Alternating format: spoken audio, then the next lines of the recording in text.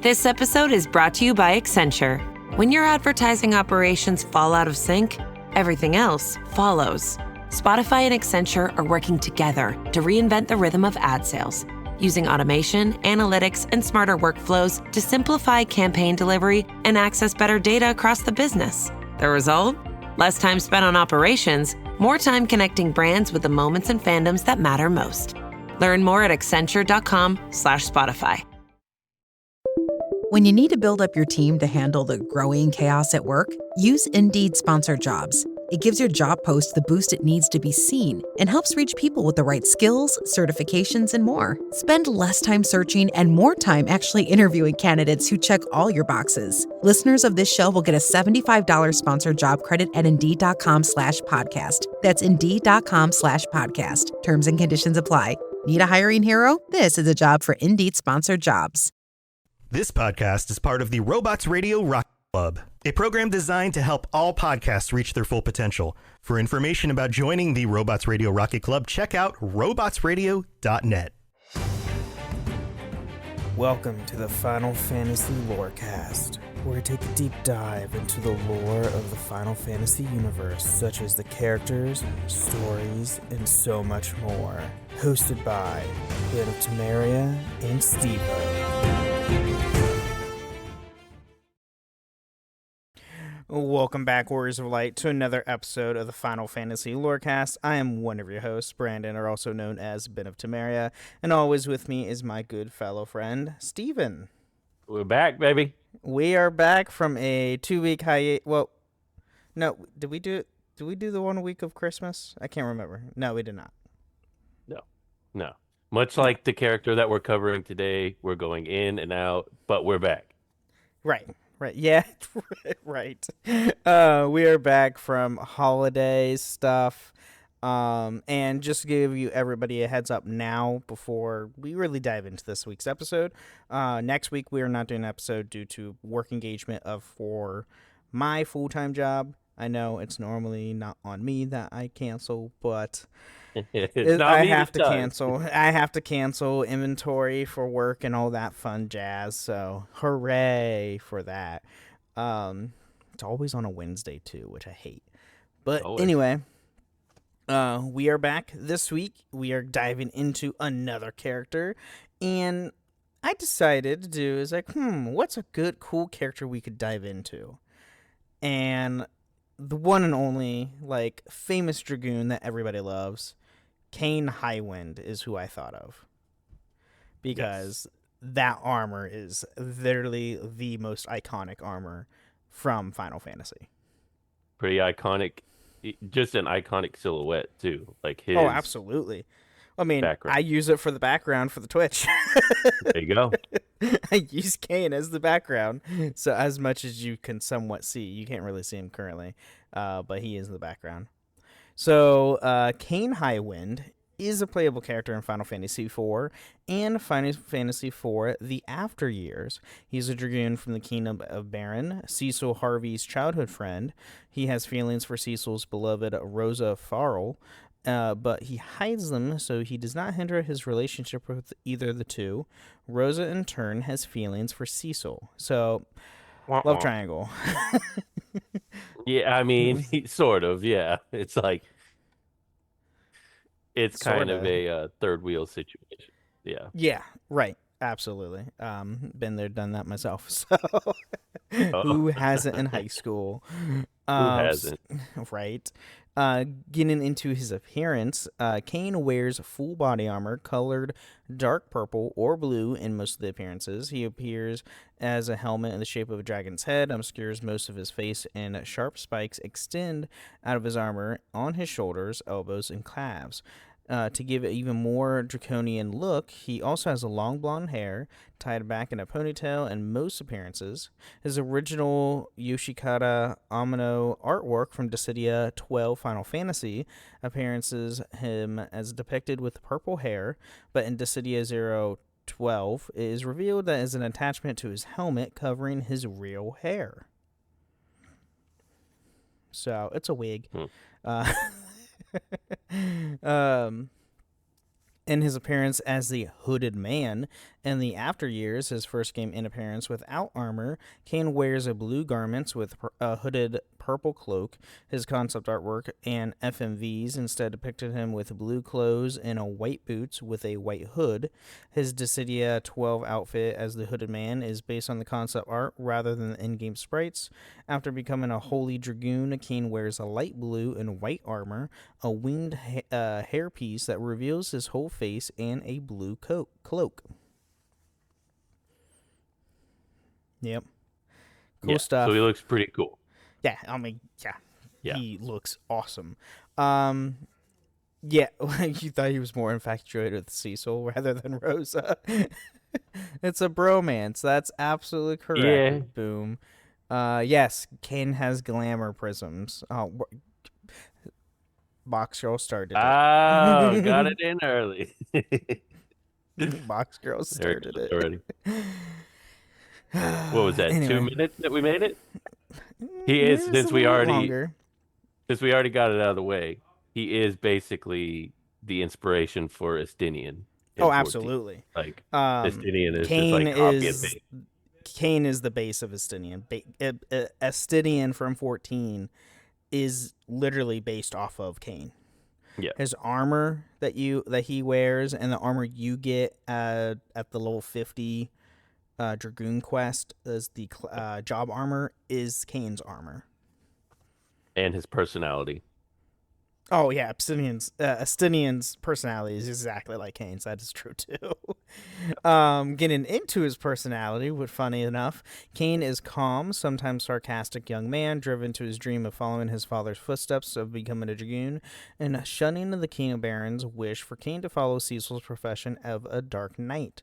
He has been friends with Cecil and Rosa since they were young, but their relationship is strained by their rivalry as soldiers and their love for the same woman, although Kain hides his feelings. Not that well. It's pretty. No. It's It's pretty obvious. out there, yeah. It is full on obvious on who he likes. Kain's personality changes when he is possessed by Golbez, becoming cold towards Cecil, though his love for Rosa still shows.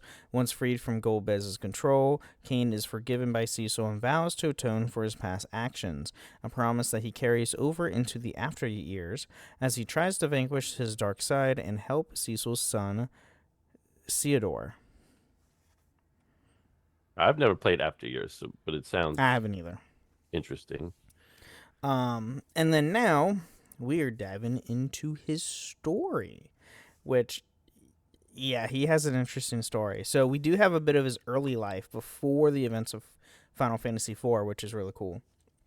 So Kain was born in Baron to the commander of dragoons, Richard Highwind. His father was practically active, but died while Kain was still young, sprouting rumors that he may have been assassinated. In the after years, Kain recounts that he used to hate his father on how strict he was. Kain was raised with Cecil by the king of Baron. So he was raised in nobility, which, okay, that makes a little bit more sense. Makes sense since they're knights. Yeah. Right. Initially, Kain disliked Cecil, since the king treated Cecil more like a son than Kain.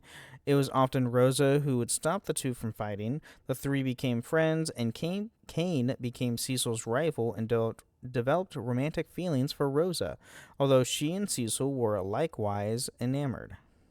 Meaning, Cecil and Rosa pretty much were, like, kind of a thing. Yeah, from the start. Yeah. Yeah, Kain was just on the outside. Kain's a third wheel and kind of like, yeah. Yeah, poor guy. Yeah. Yes, I can relate. The king wanted Kain to become a Dark Knight like Cecil, but Kain wished to follow in his father's footsteps down the path of the Dragoon to defend the Baron Castle. Kain cared for his father's dragon, who grew weak but faithfully awaited his master's return. The Dragoons were on the verge of disbanding after Kain's father's death, but reformed when they saw the devotion of both the dragon and Kain. Kain was appointed the commander of Dragoons. The fate of the dragon is unspecified, but it does not appear in any version of Final Fantasy IV. Wah-wah. Yeah, so more than likely the dragon passed away, sadly. Yeah. Which is it's sad because dragons are nice. Who wouldn't want a dragon? A lot of people in 14 Right? Who wouldn't want a dragon? Oh, wait. I have a dragon in 14. Thank you very much. Actually, multiple dragons.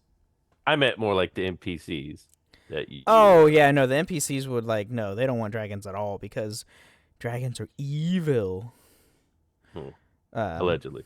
Allegedly. Well, majority of them that you come across are evil.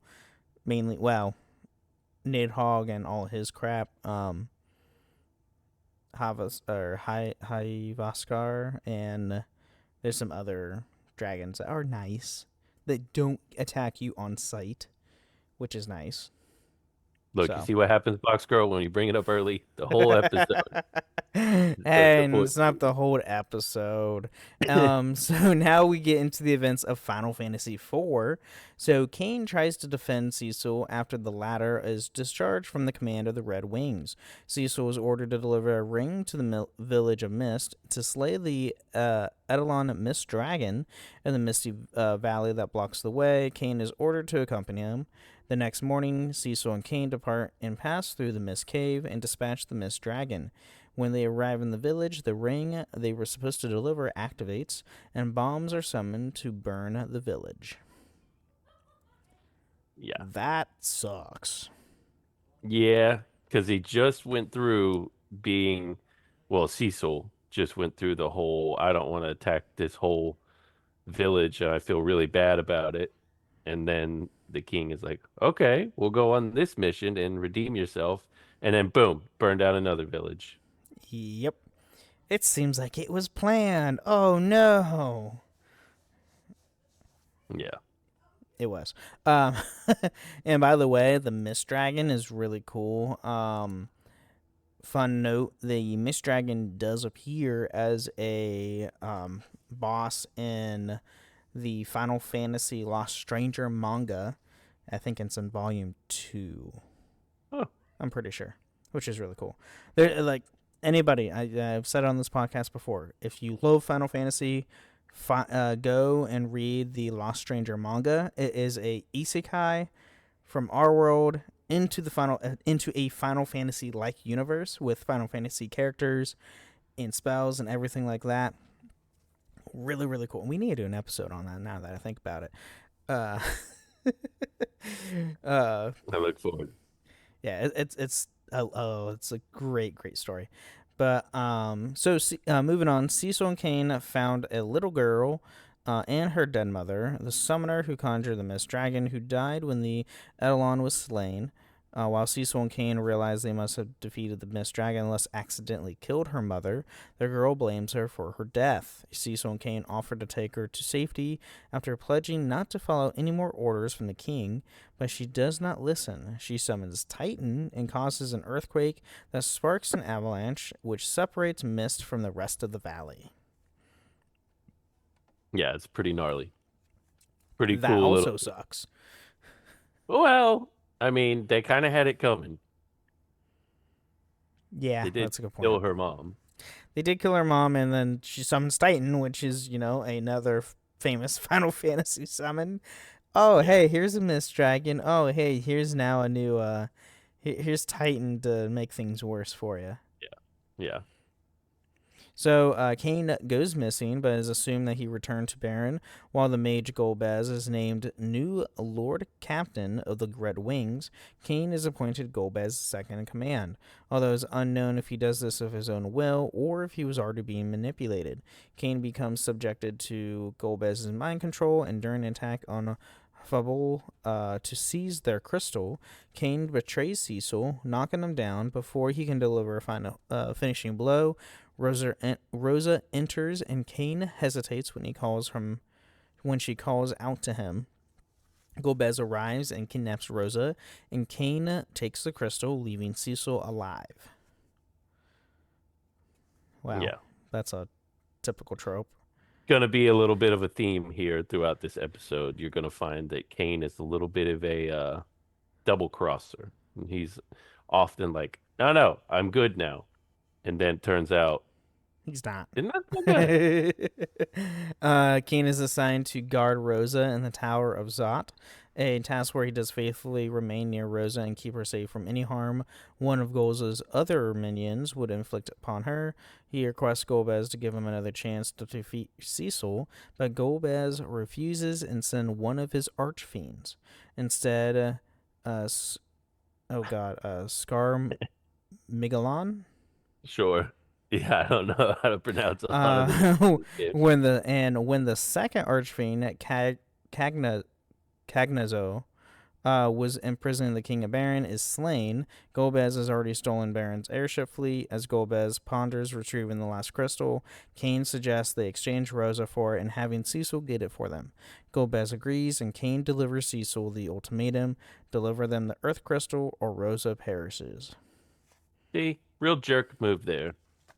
Yeah, and especially to the one he loves. Like, really? Yeah. That's terrible. Seems like Rosa made the right choice.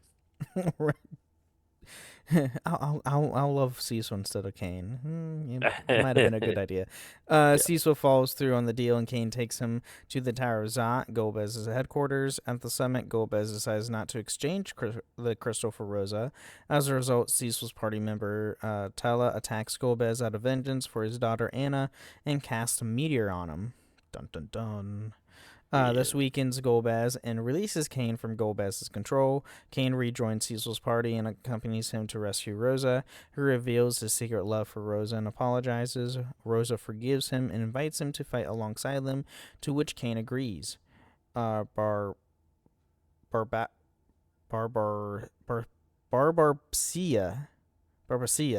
the Archfiend of Air, and a seeming rival of Kain, attacks and has to be defeated before they can escape the tower.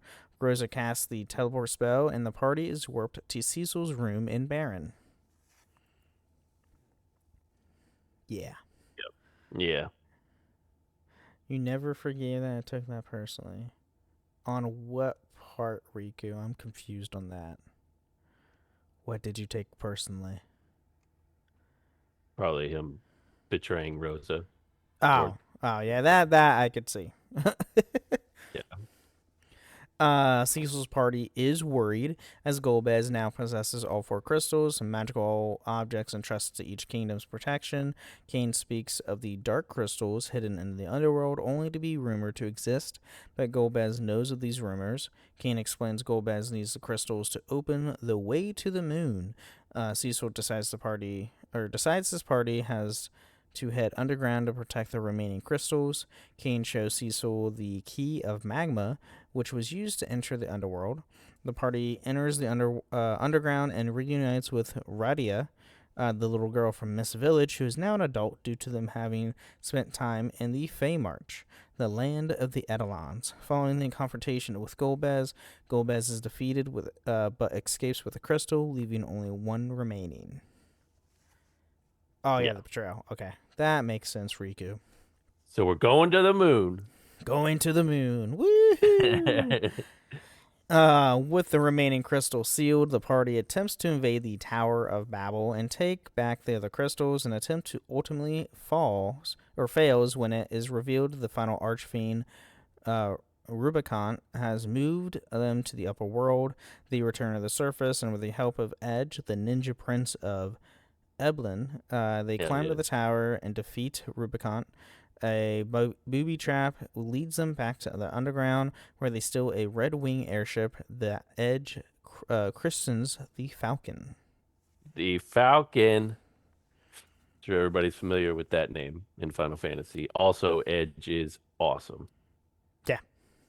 He's hilarious. You gotta love... Oh, he looks awesome, too. Holy shit. Yeah. Edge is great. He's not a great party member. I don't think, not for me personally anyway, but he was cool to have. And then the party heads for the cavern containing the final crystal and opens the sealed door. They retrieve the crystal and return to the surface, but Golbez calls out to the Kain, possessing him once again. Kain steals the crystal and flees. With all 8 crystals, the Tower of Babel is activated and the Giant of Babel is summoned. After a journey to the moon, they were met with the Lunarian Fusoya. Cecil and his allies destroy the giant.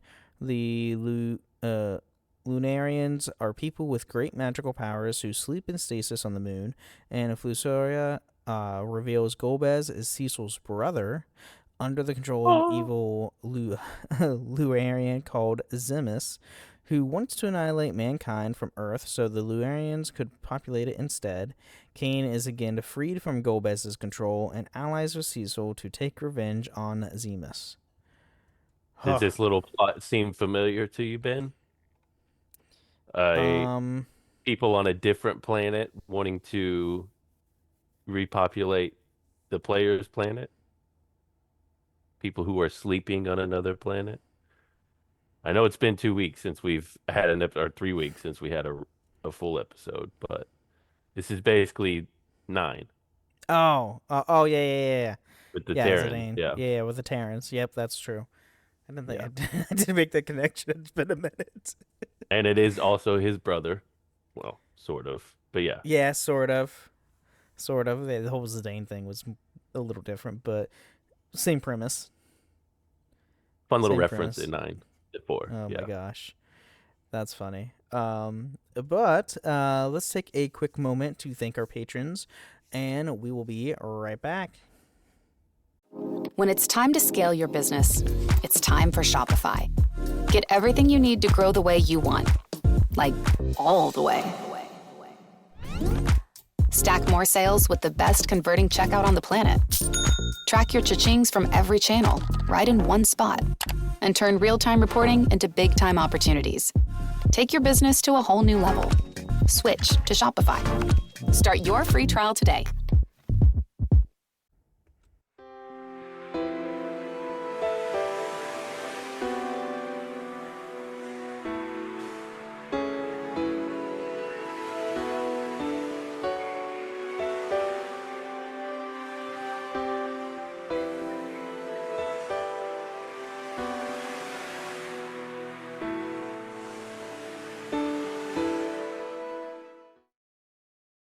All right, welcome to the Miller Show, where we talk about everything with the podcast that has nothing to do with the lore of Final Fantasy. Here, we want to thank all of our amazing patrons. Thank you guys so much for supporting the show. And if you too want to support the show, you can go to patreon.com/Final Fantasy Lorecast, where you can get ad-free episodes or even join us once a month on the show itself. You can also leave us ratings and reviews on Apple and Spotify. Leave a 5-star review on Apple with some words. We'll read it out loud the next time on the show, as well as a nice Spotify comment, which we do have one this week. From our last episode, What Creatures Would We Eat? The FF Holidays. Summer of Hero said, what would the whispers from FF7 Remake taste like?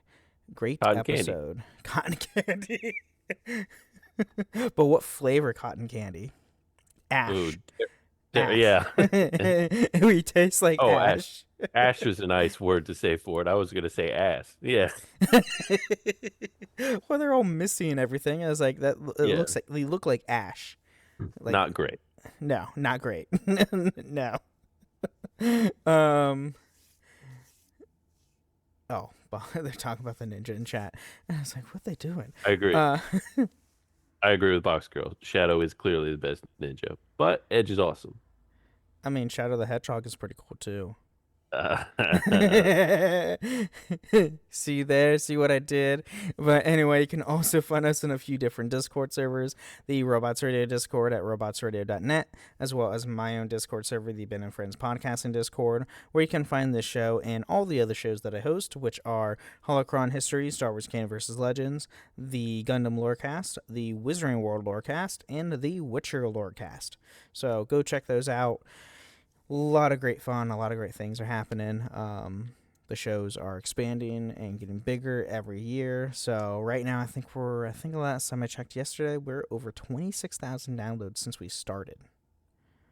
So we're over the halfway point to becoming a main show on the network. So let's try to get there this year, because that'd be awesome. Right. And then get there. You can also find us live on my Twitch channel at twitch.tv/BenOfTamaria every Wednesday at 8 p.m. Eastern, 5 p.m. Pacific, where we, talk about everything on the podcast as the podcast is, and join our Twitch chat, because we have amazing, great people in our Twitch chat every week talking to us and commenting on all the stuff that we're doing. So it's great stuff. I have nothing else to add. Do you have anything? Not this week. Other than we're still waiting to hear from you, Taco Bell. Oh my god. And I do have there was a Final Fantasy announcement. Final Fantasy the Magic the Gathering Beyond set is releasing mid-June this year of 2025. So, oh boy, anybody's in Magic the Gathering and wants to collect Final Fantasy cards with their own unique gameplay in the world of Magic the Gathering, comes out, I believe, June 13th of this year, 2025. Great stuff, because that's more money I'm be spending on Magic cards. I already did it for Assassin's Creed. Now I'm going to be doing it with Final Fantasy. God forbid if they do it for any of the other stuff for my shows. Yeah, we'll come out with Gwent. Hey, we are getting a physical Gwent card game this year, so I will be buying that too. It's only a box set, so you only have to buy the one box. Compared to Magic the Gathering, which is a TCG, that's different. That's but anyway, let's get back into Kain's story.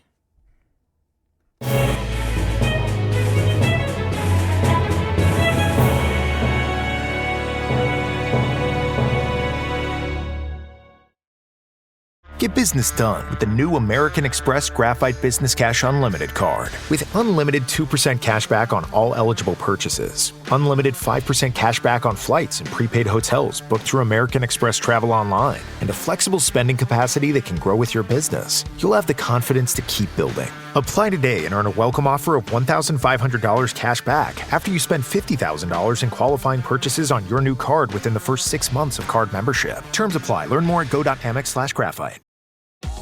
Vacation rental hosts can make or break a vacation. Luckily, Vrbo makes it easy to find the ones who make it stress-free. Vrbo's Premier Hosts badge highlights vacation rental hosts with top-tier listings. The ones with excellent guest experience reviews, 0 cancellations, and strong ratings across the board. For trip planners who want to be hosted, not ghosted, choose Premier Hosts. Book today on the Vrbo app. If you know, you Vrbo. All right, we are back, and now the party heads to the moon, or heads back to the moon, I should say, and makes their way to the lunar subterrane. During the journey, Zemus is once again attempting to control Kain's mind, but overcomes it due to the death upon betrayal promise he made to the others upon rejoining the party. Kain makes it to the core together with the others and finds Fiosa and Golbez fighting Zemus. They defeat him, but cannot defeat the manifestation of Zemus's hatred, Zeromus. Yeah. I love the naming. It's a very Pokemon-esque name. Right. Cecil, Kain, Rydia, Rosa, and Edge defeat Zeromus and themselves and returns to Earth. Yes. And then in Kain's lunar trial, he is forced to enter his trial room alone. Kain awakens alone and barren to find the town plagued by a series of murders from an assailant jumping from roof to roof, wielding a lance. Agreeing to help Cecil and the guards investigate, Kain is plagued nightly by mysterious dreams and keeps finding a lance soaked in blood lying in his room. Cecil and the guards lead the investigation, and even Rosa is attacked. Eventually, Kain is apprehended for the attacks, but is unmasked the true culprit shortly after. Dun dun. The next night, Kain leaves his room during the night and follows Cecil to the Devil's Road room, where he finds a mirrored chamber with Cecil's unconscious and Rosa tied up.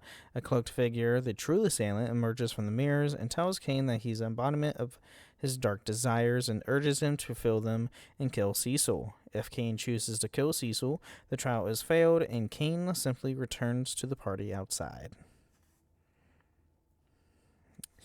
Yeah. Kain has a lot of dark points. Yeah. If Kain refuses to kill Cecil, the figure casts off its cloak to reveal itself as Kain's dark doppelganger, which later transforms into Lunar Bahamut. Lovely. Whom Kain defeats. As Kain returns to his ally, Cecil tells him no time has passed since he entered the door to the trial, and asks Kain if there was what was behind the door. Kain replies nothing, absolutely nothing. The same reply will be given if Kain fails the trial. Which I've not seen. Okay, Lunar Bahamut's just like a big dragon with blue like inner lining. Yeah. Okay, nothing terrible, nothing unique. I mean, still cool. Still cool, yeah. Yeah. Kain doesn't attend Cecil and Rose's wedding as he feels guilt over his unintentional acts of treachery and blames his weaknesses. He climbs Mount Ordeals to undergo a spiritual trial similar to what Cecil went through when he became a paladin, with the hope of becoming a great dragoon worthy of his father's legacy. No one hears from him again for some time. Dun, dun, dun. Oh, and Boom also says the Final Fantasy TCG also has a set coming out in June. Yeah, we just started stocking that at GameStop, and me and my coworker were big Final Fantasy fans, and so we split all the packs that we got. So I bought half, and he bought half. I think I actually got Kain as one of the cards I got. But yeah, nice. it's bad. It's bad. We're getting a lot more TCG stuff, which is not good for my wallet. And then now we have Final Fantasy IV: The After Years. So Kain entered the mirror chamber on Mount Ordeals and engaged his dark side. Failing to dispatch him, Kain was struck down and his dark side escaped. Kain abandoned his name to seek and destroy his evil half. Later, a person named Kain in the company of Porom betrays her and assists the mysterious girl. Rude. How could you ever betray Porom? Right. And Porom is also in the Lost Strangers manga. Oh, yeah? Both the twins, Porom and Param. Is it the other one? I forget the name right now. I'm a bad 4 fan. So the person is actually Dark Kain, while the true Kain assists Theodore and is known as the Hooded Man. He rescues Theodore near Mystia when the Red Wings crash, and the two head to the village of mages and use the Devil's Road to get to Baron. When the soldiers attacking the castle under the mysterious girl's control refuse them entry, Kain detects Theodore to the waterway leading them to the castle moot. The two infiltrate the castle, and while Theodore searches, Kain encounters Cecil under the mysterious girl's control. Realizing he is not himself, Kain tells Theodore they must go to the Mist Cave. Bum, bum, bum. The two cross the Misty Valley and head to Capo when they see the Red Wings flying to Damcian. Arriving at Damcian shortly after Dark Kain, commander of the Red Wings and the mysterious girl, steals Damcian's crystal and Rosa. The two meet with Sid and Edward to pursue Dark Kain back to Baron in the Enterprise. Which is, another big another big reference you might know in the Final Fantasy universe. Enterprise is like always the main ship. Typically, if they're Sid. In Baron Castle, Kain confronts his dark half and reveals his true identity. Kain defeats Dark Kain, absorbing him. On Mount Ordeals, the spirit of Kulia, a Lunarian who is Cecil and Golbez's father, recognizes Kain's strength and grants him the power of light, transforming Kain into a holy dragoon. Kain assists Theodore, Rosa, Sid, and Edward in breaking Cecil free from the mysterious girl's control, and he continues to fight alongside the party, reaffirming his bonds with the friends he had abandoned. Oh. Right? It's all nice and cheery. And then after defeating the Creator with the rest of the party, Kain returns home to Baron. He leaves the ranks of the Dragoons to join the Red Wings and goes with Theodore to help the boy attain his own proof of knighthood. In Final Fantasy IV: The After Years novelization, Kain tells Theodore that although Cecil is his best friend and ally, he still considers him a rival and looks forward to defeating him one day. Very Goku and Vegeta-esque. Yes, oh, absolutely. And no, we're not doing that. I know where you're gonna put. I know where you're gonna go with that. And then last but not least, we do have behind the scenes for Kain. So Kain's father, Richard, harkens to Ricard from Final Fantasy II. In the 3D remake, Kain states his father has died fighting an evil empire. In Final Fantasy II, Ricard adopts a young boy after his father was killed by Polymacia's attack. Beginning with the Dawn of Souls remake, this boy is named Kain. It is unlikely this is more than a passing reference, as in after years, Kain mentions he was Theodore's age when his father was killed, with Theodore being older than the Kain seen in Final Fantasy II. So, just a reference that they do love references. They do love references, and they do love like reusing a lot of names in Final Fantasy. So, yeah. Officially, Kain is considered left-handed. Yet numerous illustrations depict him right-handed. Yoshikata Amano's artwork features Kain holding his lance right-handed, and in the game 3D model, he depicts him this way. His artwork for the After Years and both his Hooded Man and Holy Dragoon forms depict him left-handed. Hey, that's something me and Kain have in common, because I'm a lefty. Oh, that explains a lot. What's that supposed to mean? I'm a lefty, but I'm also ambidextrous, so I use a lot of things on my right side. Huh. I throw and kick and everything on my right side. The only thing I use with my left hand is writing and sword fighting. Oh. I can't do anything with my left hand. So Kain's design has become an iconic facet of dragoons in Final Fantasy, and has inspired many dragoons in later games. Bart's dragoon sprite in Final Fantasy V is highly reminiscent of Kain's, and partially in sprite-based games. Other dragoons often have designs similar to Kain's, encompassing blue or purple armor, a helmet shaped like a dragon's head, wing-like protrusions on their shoulders, and tails extending from their waist, and reoccurring weapons. Kain's lance is named for Kain, and another weapon, Abel's lance, alludes to both Kain and the biblical story of Cain and Abel.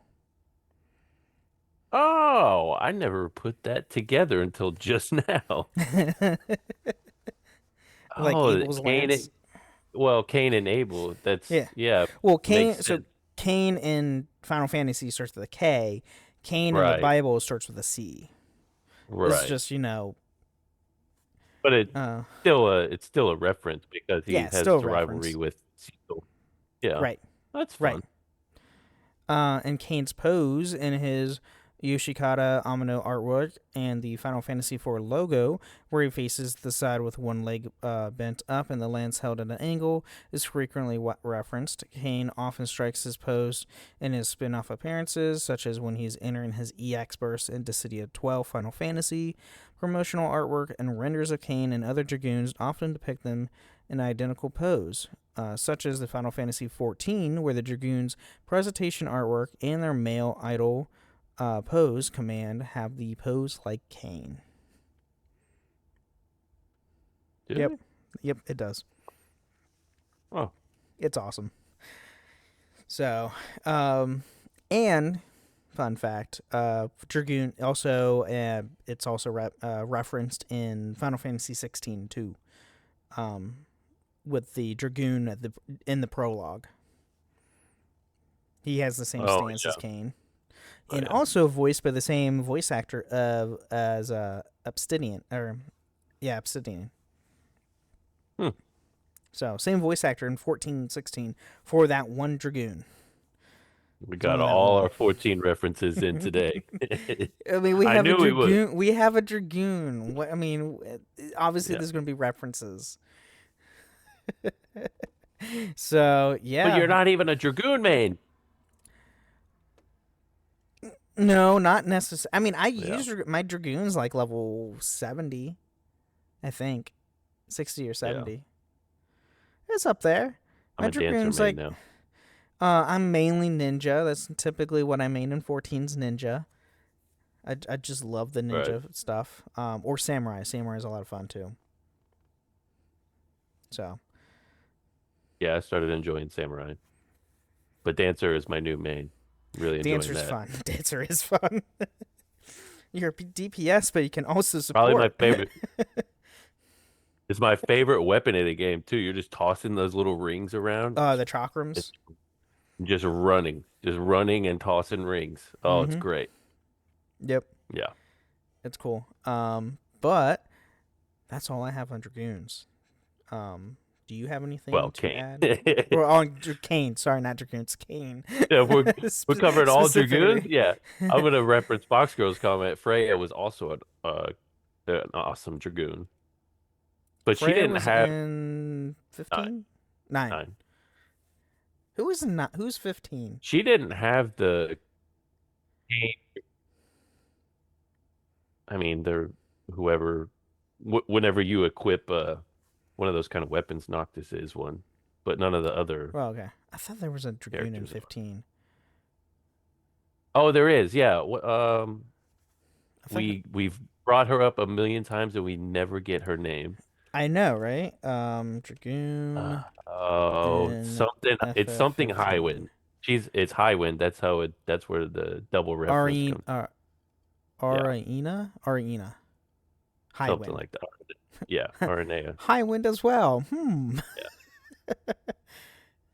Oh, she looks. I don't remember her, but she looks badass. She's in for like 5 minutes in the game. Okay, that's probably you why. have to go. You do that one dungeon where you go fight. Oh, not Garuda. Quetzalcoatl. Oh, Quetzalcoatl. Okay. Yeah, she takes you to that little area, and then she helps you out at the end. Gotcha. It's been a while since I played 15. Yeah. So, cool. Well, that's what we got this week on Kain. If anybody has any characters they want us to do a deep dive on, let us know. Let us know in the Discord, comments of Spotify, or reviews on Apple. Let us know. Yeah. Oh yeah. Yeah. Okay. Well, sorry for pronunciations. I'm sorry. Ariana. Okay. Please don't ask us to do Cecil next week because he is very boring. He's very corny. Plain paladin. Don't want to do that. That's fair. Yeah, that's a good point. We'll come up with a good one for 2 weeks from now. Yeah, not next week, but 2 weeks from now. That's a good point. Yeah, we'll have a good one. But thank you again for listening to the Final Fantasy Lorecast, and may the crystals guide you.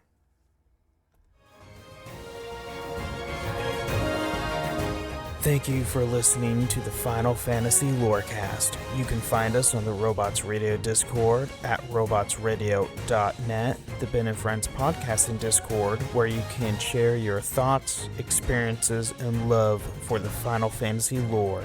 You can also find us on Twitter at FF Lorecast.